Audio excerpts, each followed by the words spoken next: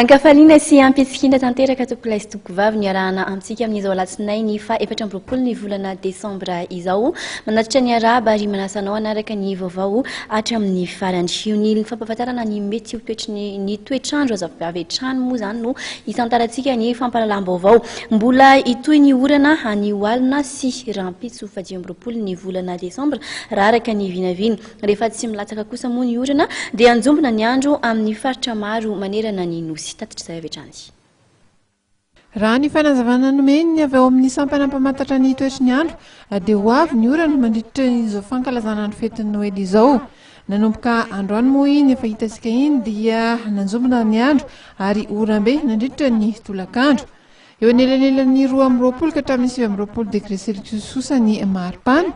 Raha amin'ny rahampitso talata andro ny Noely kosa indray dia toraka izay ihany koa ny takariva. Ifandimby ny rahona sy ny masoandro ny tapakandro maraina ho avy ihany koa ny orana amin'ireo faritra manodidina ny renivohitra raha ho amin'ny tolakandro kosa indray.